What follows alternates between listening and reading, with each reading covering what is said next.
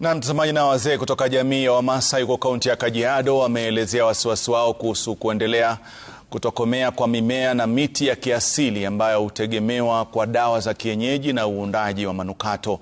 Wakizungumza wakati wa kuadhimisha siku za wanyamapori ambapo kauli mbiu iliangazia mimea hiyo adimu, walisema idadi ya madaktari wa kienyeji imeongezeka na kusababisha uvunaji wa miti hiyo ya kiasili kwa kiwango kikubwa. Tangu jadi jamii ya Maa inafahamika sana kwa kutegemea dawa za mitishamba kutibu magonjwa mbalimbali. Mwaka huu kauli mbiu ya maadhimisho ya siku ya wanyamapori ulimwenguni ikitilia maanani haja ya kutunza miti hiyo. Katika kaunti ya Kajiado, maadhimisho hayo ambayo yaliandaliwa katika shule ya msingi ya Olgululu iliyoko Kajiado Kusini yalitumika pakubwa kuhamasisha jamii kuhusu umuhimu wa kutunza mimea na miti ya kiasili. One of the major challenges facing medicinal plants in Kenya today is overharvesting.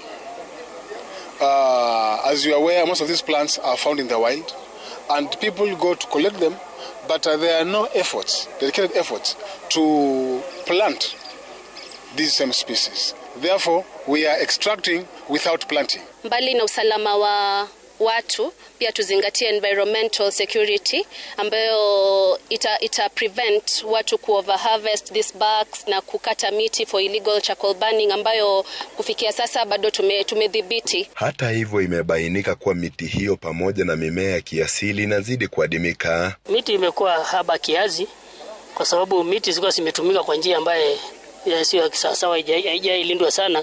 Kwa hivyo hata tunafuatilia hizo miti siku hizi mbalimbali kidogo. Saa hii kweli kulingana na vile tunavyotumia hizi rasilimali yetu ama hizo miti, ni kitu ambaye ni changamoto kwetu. Lazima tuitumie kwa njia ambayo inayofaa, kwa sababu saa hii inatumika vibaya.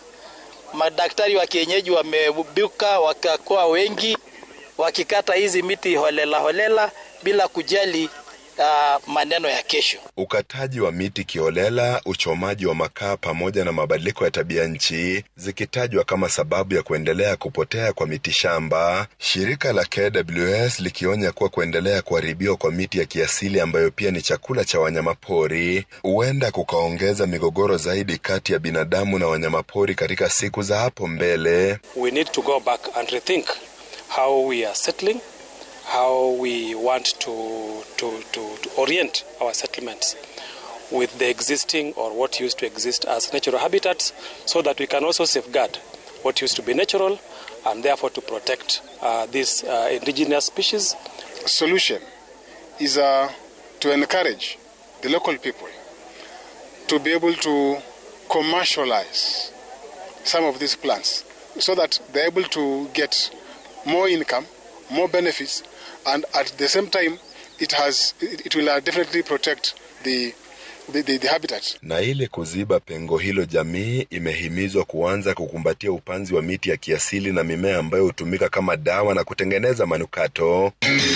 Robert Masai, runinga ya Citizen, Olgululu, Kajiado Kusini.